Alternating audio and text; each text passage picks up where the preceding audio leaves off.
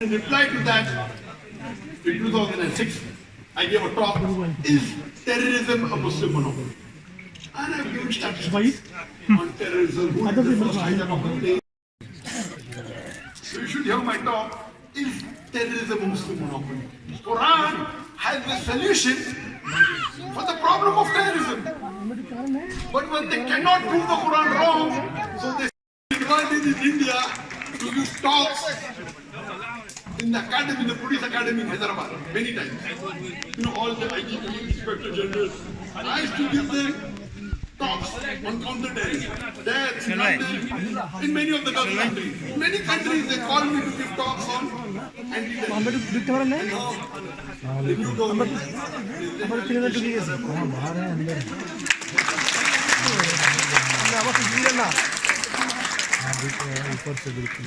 Alhamdulillah, when the judge in India court says, I will attach all his properties.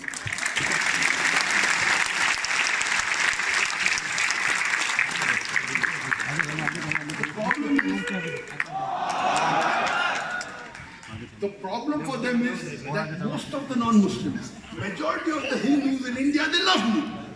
They love me so much that it is creating a problem for the women.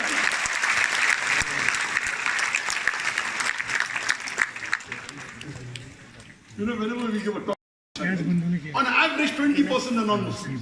So if 100,000, 20,000, a million are there, 200,000 non-Muslims. Imagine. And most of them, when they come, we allow them the first preference to ask questions. They tell Zakir Bhai, what we learned in the last 2 hours, we did not learn in 40 years about our religion.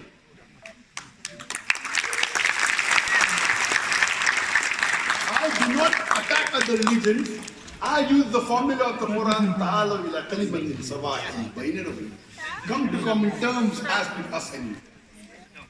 So when I talk about similarities between Islam and Hinduism, Islam and Christianity, people are coming close to the deen.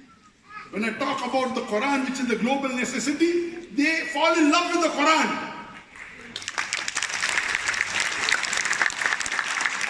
Even today when I'm traveling, I've done hijrah from the next verse speaks about the hijab. The solution to the problems of humanity is in the glorious Quran. Therefore, I say it is a global necessity.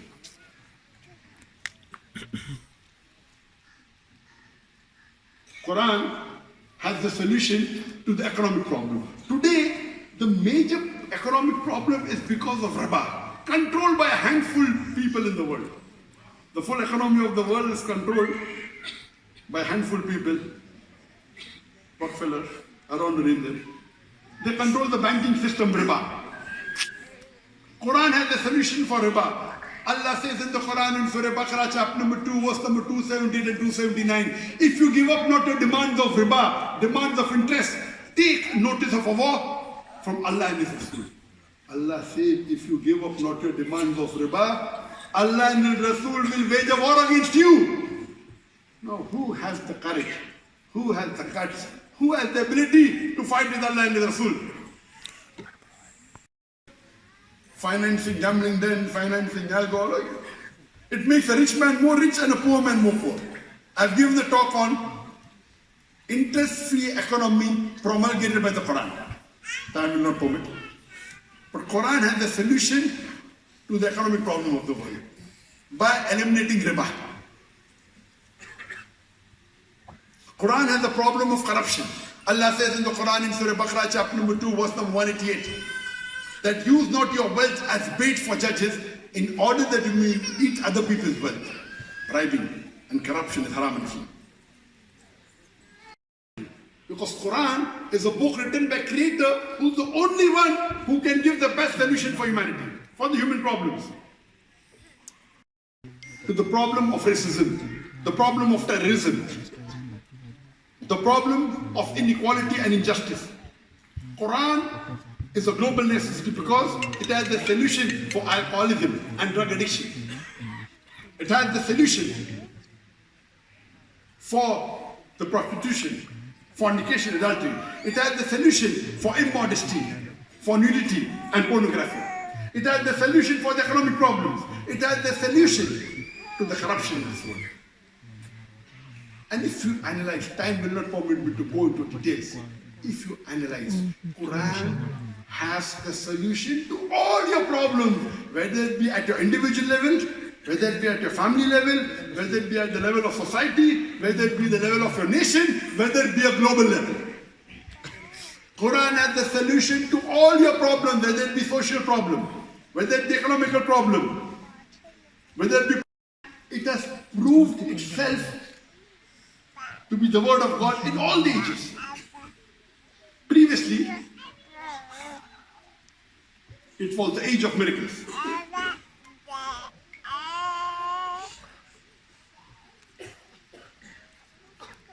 That is the reason you find that the earlier prophets did miracles. Musa alayhi salam parting of sea, Isa alayhi salam giving life to the dead. Muhammad sallallahu alayhi wa sallam did many miracles, but we normally boast about the Quran, which is the miracle of miracle. It is the only miracle which can be tested now. The miracle done by the earlier prophet, you cannot go back in time and test it. Whether did Moses, peace be upon him, parted the sea or not, did Isa alayhi salam give life to the dead or not. Quran says we believe. But can we go back and test? No. Quran today is a living miracle. It is the miracle of miracles. This age gives the challenge to the Arabic who are proud of the Arabic language. Allah says in Surah Isra chapter number 17 verse number 88 that if all of you gather together, the men and the jinn, and try to produce the Quran, you will not be able to do it. Allah repeats the message in Surah Tur chapter number 52 verse number 34 that do you say the Quran is false? He challenge you to produce a recital like the Quran.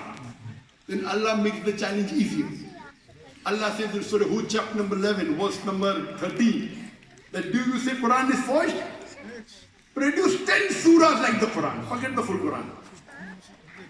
Produce 10 surahs like the Quran and no one does it. Allah makes the challenge easier.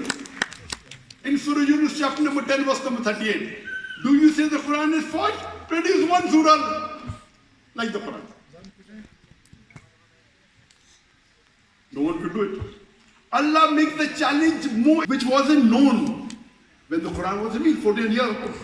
And I've given a full talk about the shape of the earth, about the creation of the universe, about the Big Bang, about the sun having its own light, moon not having its own light, and the sun and the moon rotating, and fourth state of matter, on and on about the universe, about botany, about zoology, about embryology, the plants having sexes, and talking about zoology, about the lifestyle of the ants, lifestyle of the spider, about embryology, and on and on and on and on.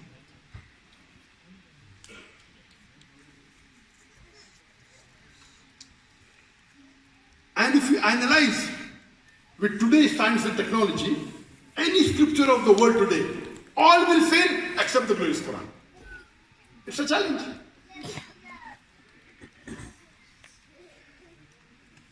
So the Quran has proved its large for the believers, but for those, the transgressors, unbelievers, it is nothing but loss and loss. Wa akhir da'wana alhamdulillah rabbil alamin.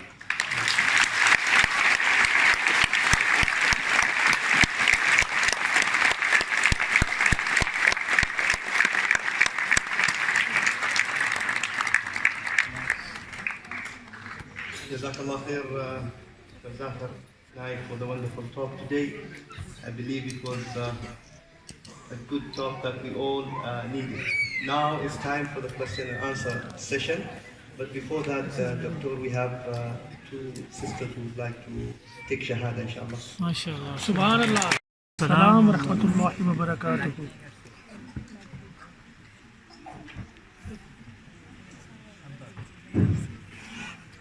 Walaikum assalam wa rahmatullahi wa barakatuh. I'm told that there are two sisters who like.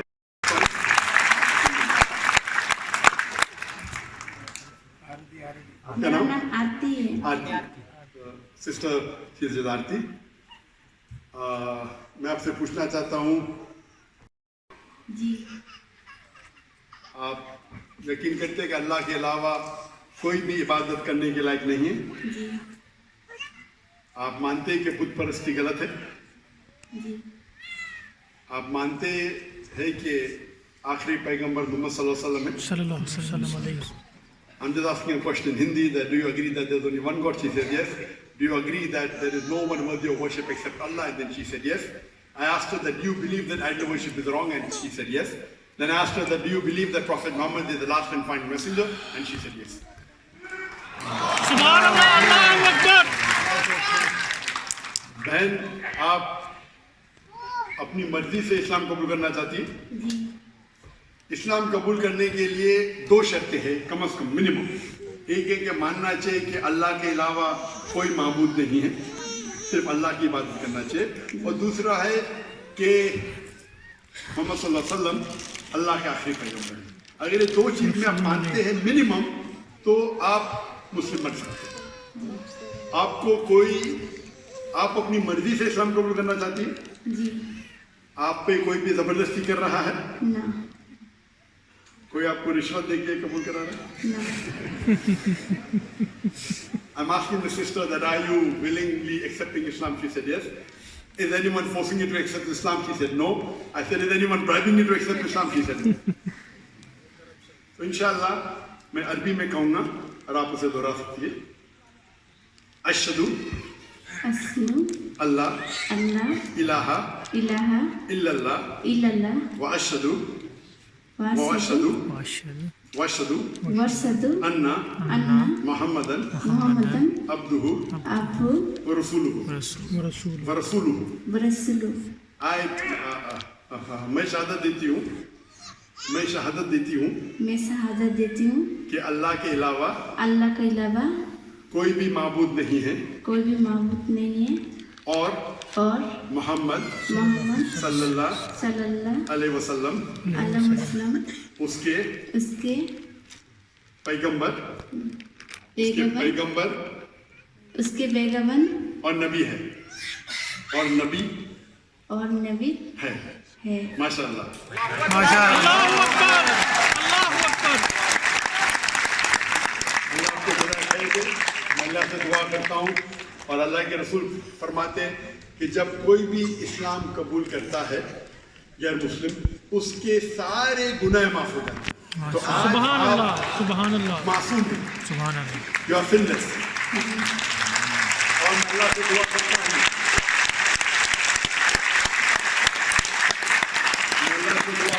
कि अल्लाह आपको जन्नत फिरदौस दे.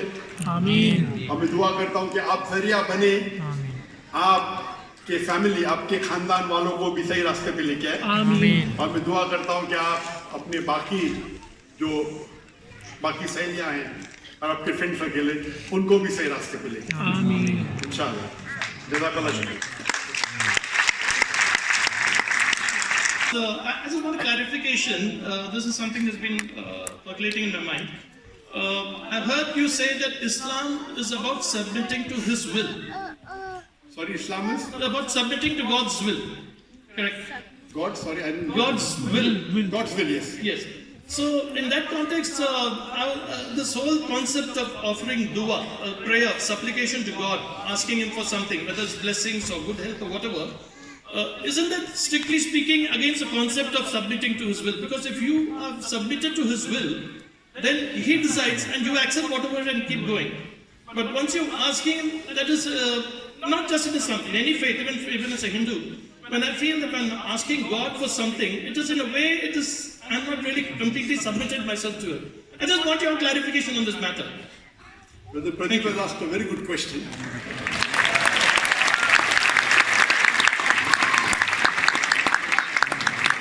Thank you. Brother Pradeep is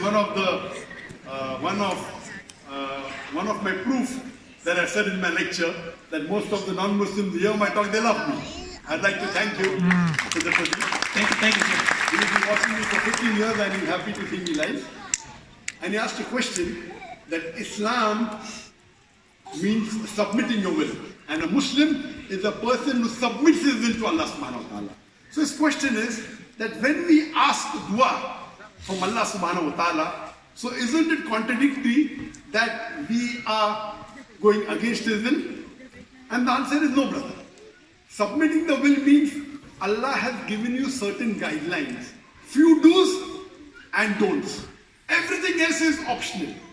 You know, people think, oh, Islam is very strict. Thousands of do's and thousands of don'ts. No. Only few do's and few don'ts. For this, you should believe in Tawheed, you should offer Salah, you should give Zakat, fast in the month of Ramadan, you have to do Hajj. Among the major do's and don'ts, The 5 there is a book called as Kabair, written by Imam Al-Dhahabi, the 70 major sins, which includes even the major farais. So these 70 are the major do's and don'ts. Then there are minor do's and don'ts. Major do's means the major farais, offering salah, giving zakat, doing hajj. And the major haram is not to take interest, you should not gamble, you should not have alcohol, you should not bribe. So these are the major do's and don'ts. And the remaining is optional. You can become a doctor, you can become an engineer, you can become a dai, you can become a lawyer, you can become an engineer. If I do the dua to Allah, make me a dai, am I going against Allah's will? No. Yes, if I say, oh Allah, make me a robber, then there's a problem. Allah says you should not rob. So if your dua is going against the guidelines of the Quran, then I agree with you, you are going against the commandment of Allah subhanahu wa ta'ala. So you cannot do a dua for doing something haram. You cannot do dua that I want to become alcoholic. You cannot do a dua that I want to become a zani, I want to become adulteress. You can do dua, doctor, engineer, lawyer, all are mubah. So your dua, if it's against the don'ts, then it is wrong. If your dua are not to do with this fard, I want to do dua that I don't want to offer salah, it's not acceptable. So do you understand, brother? So if you do certain dua, very few dua, it will go against the will of Allah. And I don't know of any Muslim who does this dua. Maybe few here or there, if they're not in the right state of mind. But the other things which are mubah, you say, okay, I want to be rich, no problem. You can do dua which may not be very good. You can do anything which is mubah. For example, you want to get a job in a good company, you can do dua to Allah. So, your dua is not going against the concept of submitting your will. It only goes if you do something which is against the commandment of Allah. Hope they answer the question. It will take you 30 days. If you want to read 2 chapters a day, it will take you 15 days. If you read 3 chapters a day, it will take you 10 days. So sister, my request to you would be that if you read the translation of the Quran slowly with understanding, because the Quran is unique, depending upon what your problem is. As the Quran says, that verily your hearts will find serenity.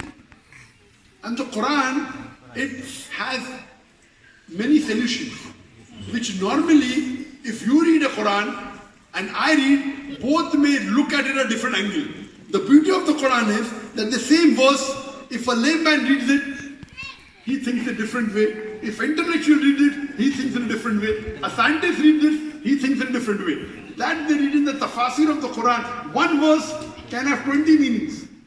And when a person who has problem, he thinks in his way. So when you read the Quran, but naturally if you go to a person who specialized, and if you discuss with the person what is the problem, he may be able to guide you. Just generally if you ask me which verse to read, I say all the verses are good, mashallah. But if you have a specific problem, like if you have a problem of alcoholism, the verse is Surah Ma'idah chapter 5 verse 19. If you have a problem of economics, then it is Surah Tawbah, it is Surah Baqarah chapter 2 verse 179. So I give a few examples in my talk. Okay. About poverty, about racism, about alcoholism, there's gambling. I can go on and on. So depending, and it's not good to talk about your problem in public generally, sister. You understand, no? So what I would advise you, that generally, if you read the translation of the Quran, maybe 2 juz a day, it may take an hour for you, or half an hour, maybe 1 juz a day. Yeah. With understanding, surely, there are high chances the solution you'll find. If you don't find, you can surely ask with some of the Islamic Dawah centers, the people who are more well versed, depending upon what the problem is, and they will be able, those people who are well versed with the Quran, surely they will be able to guide you. And I pray to Allah subhanahu wa ta'ala that may your mental anguish be completely dissolved, will completely go away. But even by listening to the recitation of the Quran, there are many non-Muslims who I know that when you hear the recitation of the Quran, and I ended my talk, sister, with the verse of the Quran of Surah Isra chapter 17, verse number 81, which says, وَقُلْ جَاءَ الْحَقُّ وَزَهَقَ الْبَاطِلُ. When truth is heard against falsehood, falsehood perishes. And for falsehood is by its nature bound to perish. And it continues that the Quran has been sent down as a mercy to the believers. That means only by hearing the Quran, many a time you get serenity. When I meet people who accepted Islam, they say, why accept Islam? I like the Azan. Did you understand this? No. It is unique. So everyone has its own reason for liking it. And when you read the translation, each verse has a different dimension. That is the beauty of the Quran. So my request to you would be the same, which I said in the end of my talk, that you owe it to yourself. You may have read many books in your life to get a degree, to get a bachelor's degree, or educate yourself. Why don't you read one more book? One book. It is a book from a creator. You read it in the language you understand the best, and inshallah, it will solve most of your problems. Say, okay, now you rest, now you do, like the hadith says that there are 7,000 angels doing tawaf around the Kaaba. So Allah subhanahu wa ta'ala has assigned each one. So based on what Allah has assigned, they're doing. If Allah says they should rest, they will rest. I'm not saying that Allah is or not. The criteria to zakat can be given. There are 8 categories. It's mentioned in Surah Tawbah, chapter number 9, verse number 60, where Allah says you can give zakat to a fuqara. That's a poor person. A definition, fuqara means a person who has a saving of more than the nisab level, more than 85 grams of gold. He's called a fuqara. Means a poor person, a fakir. So one first category to whom you can give zakat is a poor person. If he doesn't have a saving of more than 85 grams of gold, if he doesn't fall in the category of nisab, he's called as fuqara. Second is, the Quran says masakin, a needy. A needy means a person who has some requirement. He may have a saving of maybe more than 85 grams of gold, but he doesn't have a house. He becomes a needy. So you can give zakat money. He may have a saving of more than 85 grams of gold, which may be, I don't know, in Oman area, maybe a few lakh rupees. If I say rupees, you are an Indian. But maybe he requires more money to buy a house. So you can give your zakat money to a person who's needy, who doesn't have a house. Maybe he wants a medical assistant. The person has a heart attack. He wants to do an operation, a bypass surgery. Doesn't have money. He's needy. So he may not be a very poor person. He may be above the nisab level, but may require help for his operation.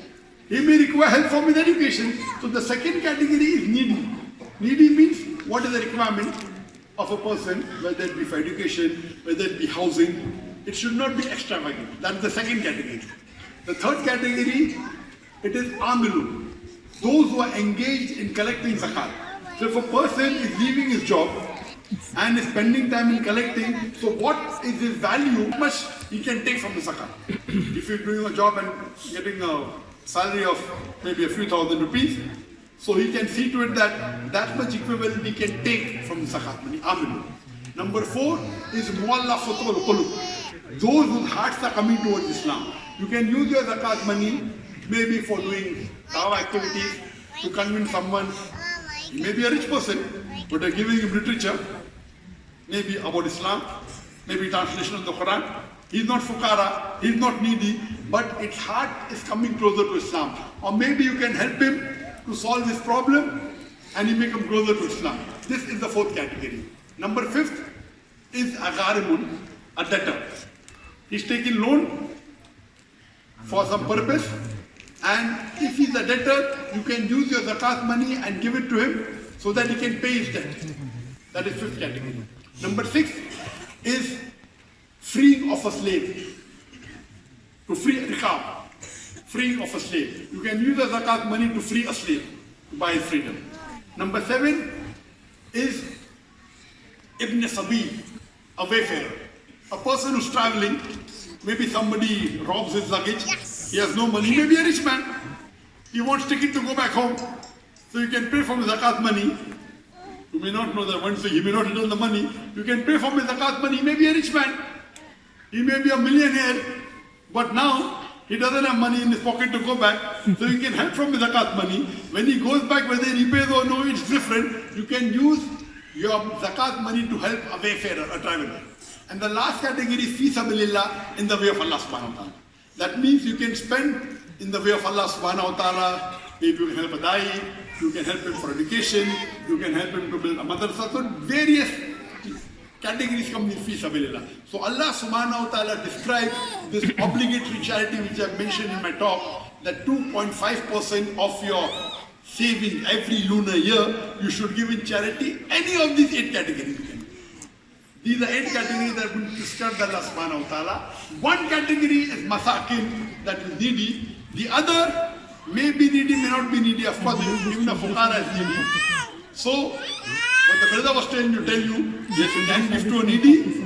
You can also give to a person who is not needy. So, if it falls in any of these 8 categories, your permit. किन्नी की video बनानी है तू बस कर दे Hope that answers the question.